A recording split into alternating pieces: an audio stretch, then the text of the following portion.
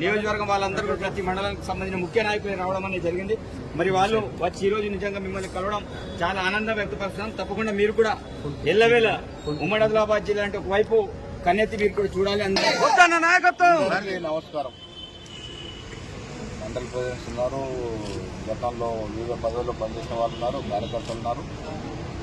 ప్రియతమ నాయకుడు బుద్ధు గారు నా పార్టీలో చేరినప్పుడు రేవంత్ రెడ్డి గారు నాకు పొద్దున ఫోన్ చేసి ఒక ఉద్యమకారుడు, ఉద్యమ నాయకుడు వాళ్ళ పార్టీలో చేరుతుందన్నా, అది అక్కడే డిక్లేర్ చేద్దాం అన్నప్పుడు నేను మొదటిసారి చూసినప్పుడు నేను చిన్నగా ఉన్నాడు, ఎక్కడ ఉద్యమం ఏంది అనుకున్నాను. తర్వాత మేము ఇందిరావెల్లి మీటింగ్ చేయడం, తర్వాత చూస్తా పోతుంటే నిజంగా ఉద్యమానికి పర్సనాలిటీ అవసరం లేదు, ఉద్యమానికి ధైర్యం కావాలా, శక్తి కావాలా అనేది గ్రహించడం. ఇప్పుడు ఆదిలాబాద్లో ఏకైక ఎమ్మెల్యే ఒక రకంగా చెప్పాలంటే ఈయన గెలిచి మన పరువు కాపాడినారు 2018లో. సరే మన పార్లమెంట్ కూడా గెలిచాను, గెలవలేదు. ఆదిలాబాద్ ఒకప్పుడు కాంగ్రెస్ కంచుకోట, టీడీపీ వచ్చేవారికి. తర్వాత రకరకాల కారణాల వల్ల మనం కొంచెం వెనకాను. ఇప్పుడు మళ్ళా ఆశలు చిగురిస్తున్నాయి. ఆదిలాబాద్లో మన వైపు చూస్తూ ఉన్నారు.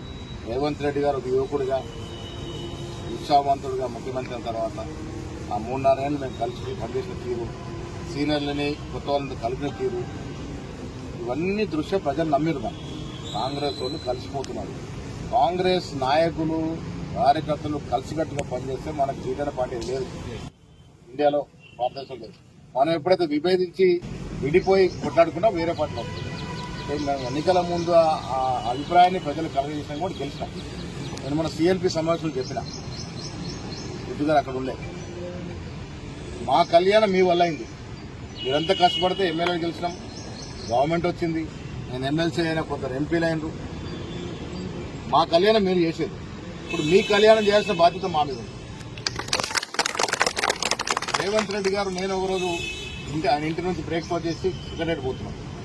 ముందు పైలట్లు ఎస్కట్లు పోతామంటే వెనక్కి తిరిగి, అన్న మనం ఈ సైరన్లు పైలట్ పోతున్నాం కరెక్టే, కానీ ఇవన్నిటి కార్యకర్తలు కదా, మరి వాళ్ళ పండుగ ఎప్పుడు అది మనం చేయలేకపోతున్నామంటే ఆ పరీక్ష నుంచి ఆచరణ దిగి కరెక్ట్ వారం 10 రోజుల 37 కార్పొరేషన్ వేసినాం. వేసింది ఎవరికి వేసినాము? జిల్లా కాంగ్రెస్ కమిటీ అధ్యక్షుడు. ఇంకొంది ఎప్పుడు కాలే ఇట్లా. అంతకుముందు మంత్రి అనుచరులకి, మంత్రి దోస్తులకి, ఎమ్మెల్యే దోస్తులకి అయ్యేది. వాళ్ళు ఏమీ చూడలేదు. మేము చూస్తున్నాం. జిల్లా కాంగ్రెస్ కమిటీ అధ్యక్షులకి 33 దాదాపు మెజారిటీ జిల్లా కాంగ్రెస్ కమిటీ అధ్యక్షులకు వచ్చింది.